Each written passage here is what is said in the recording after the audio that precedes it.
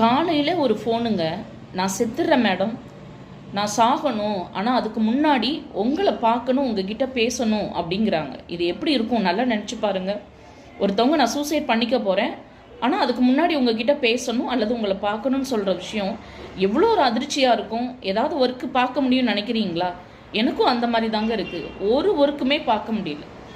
So உங்ககிட்ட நான் கேட்டேன், என்னம்மா என்ன பிரச்சனை, ஏன் நீங்கள் சாகணும், தற்கொலை பண்ணிக்கணும்னு நினைக்கிறீங்க அப்படின்னு சொல்லும்போது, நான் பண்ண தப்புக்கு நானே பிராய்ச்சித்தம் தேடிக்கிறேன். அப்படின்னா என்ன தெரியுமா?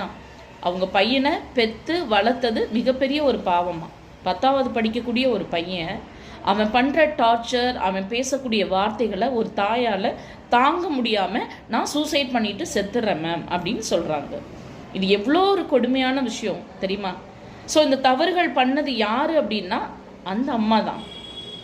நான் பட்ட கஷ்டம் மாதிரி என் குழந்தை படக்கூடாதுன்னு நினச்சி நீங்கள் ஒவ்வொரு விதத்துலையும் அவங்க கேட்ட உடனே வாங்கி கொடுத்து இப்போ நீ மொபைல் வாங்கி தரலைன்னா நான் டிவியை உடைச்சிருவேன், ஓகேவா? நீ இந்த ட்ரெஸ்ஸு வாங்கி கொடுக்கல அப்படின்னா நான் வீட்டில் உள்ள பீரோவை உடைச்சிருவேன், தள்ளி விட்டுருவேன், எனக்கு உடனே இப்போவே எனக்கு என் செல்லுக்கு ரீசார்ஜ் பண்ணுறதுக்கு எனக்கு அமௌண்ட்டு கொடு அப்படின்னு கேட்டுட்ருக்கான். ஸோ ஏதாவது ஒன்று கொடுக்கல அப்படின்னா ஒன்று கட்டை எடுத்துகிட்டு போய் உன்னை மண்டையை உடைப்பேன் அப்படின்னு நிற்கிறானா. இதெல்லாம் நான் ஏன் சொல்கிறேன்னு தெரியுமா? நான் பட்ட கஷ்டம் மாதிரி என் குழந்தை படக்கூடாதுன்னு தயவு செஞ்சு ஒவ்வொரு பேரண்ட்டும் நினைக்காதீங்க. இது மாதிரியான தப்பு இந்த உலகத்தில் எதுவுமே கிடையாது.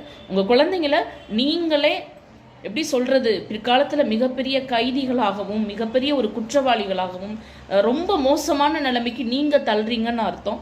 ஸோ தயவு செஞ்சு இந்த தப்பை பண்ணாதீங்க. அந்த அம்மாவுக்கு நான் மிகப்பெரிய ஒரு ஆறுதல் சொல்லி, தயவு செஞ்சு முட்டாள் செய்யக்கூடிய ஒரு விஷயந்தான் தற்கொலை. இந்த முயற்சியை நீங்கள் எடுக்காதீங்க, கட்டாயம் நீங்கள் வாங்க, உங்களுக்கு என்ன பண்ணணுங்கிறத நான் பண்ணித்தரேன் அப்படின்னு சொல்லியிருக்கேன், ஓகேவா?